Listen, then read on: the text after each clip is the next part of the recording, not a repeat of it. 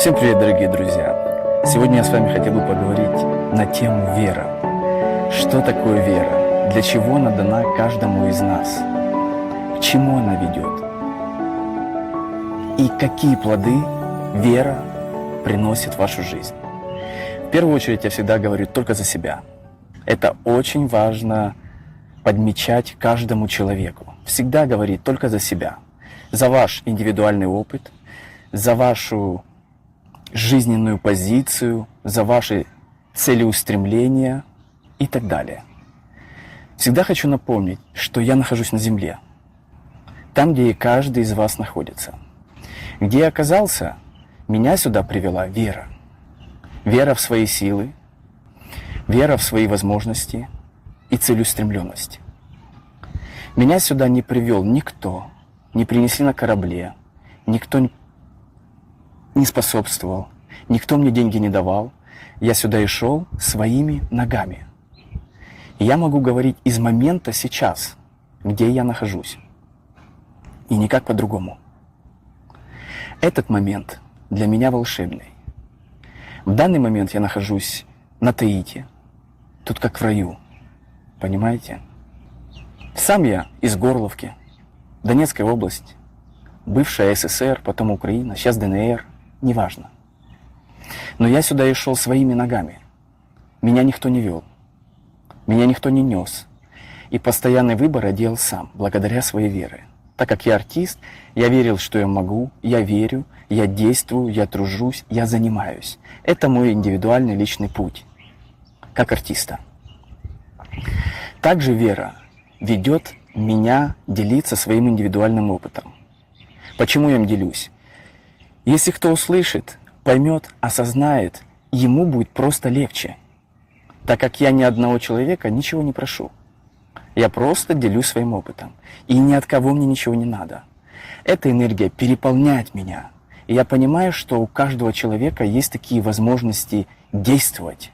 Не говорить, а действовать, благодаря вере. Было время, молился и молюсь, медитация, медитирую. Я это не скрываю и этим не горжусь. Я это указываю как инструмент к достижению рая в душе и любви. Без зависти, без обиды, без сквернословия, без вредных привычек. Этому всему я учился и учусь. Пределов познания себя неограниченная бездна. Понимаете? Даже слов хотел найти, но таких нету. Мы постоянно можем себя познавать с разных волшебных ситуаций, с разных волшебных моментов, понимаете? И эти ситуации случаются не в мыслях, а в реальной жизни, с реальными людьми, реальная ситуация, и жизнь испытывает каждого, меня в том числе. Провоцируют, подставляют, все, что как бы ни делали, понимаете? Но благодаря вере вы можете идти с улыбкой на лице и проходить любую тяжелую жизненную ситуацию. Многие могут сказать, что ты там, не там, не там, не там. Понимаете? Не на войне, например, к примеру, да? Я с Горловки, там война уже 10 лет идет. Я всегда говорю, выбор всегда за вами. И вера в ваших душах. Каждый может реализовать себя в любой точке мира. И я своим опытом и своей жизнью это прошел и прохожу. Понимаете? Опять же напомню, меня никто никуда не нес и не несет. Меня никто не подбадривает. Только мама и папа. Понимаете? Которым я шлю сейчас большой привет. Но вера личная, индивидуальная. Она мне дает возможность не обижаться на тех людей, которые на меня обижаются. Не обижаться на тех людей, кто желает мне каких-то неважных вещей. Это их выбор, это их мир, понимаете? Каждый человек без веры, который находится, его провоцируют низкие вибрации. И он испускает эти мысли, эти поступки, эти желания.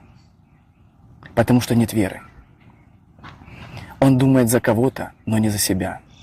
У меня нет времени думать за кого-то. Я каждый день учусь и познаю самого себя. Глубину. Потому что она настолько прекрасная. Когда открывается Божья любовь, сначала идет вера, потом приходит Божья любовь. И она живая, понимаете? Я сейчас вещаю с момента сейчас, где я нахожусь. Я очень четко понимаю, что она меня сейчас оживляет. Я очень хорошо понимаю, что я ее сейчас благодарю. Понимаете? Я не осуждаю, ничего не делаю. Да, я сижу в красивом месте, но я не всегда в красивом месте. Я в разных ситуациях. Когда работаю, когда то-то, то-то. Но выбираю, чтобы доносить для вас видео с прекрасных мест. Я такой же живой человек, как и вы все. И каждый может реализоваться в своем направлении. Только если вы будете верить. Молитва вас укрепит каждого. Медитация вас укрепит. И вера в то, что вы можете научиться не обманывать, научиться не сквернословить, научиться не осуждать, понимаете, это ваш внутренний мир. Все духовные учителя, они не хотели навязать свои учения вам, которые присутствовали и присутствуют на земле.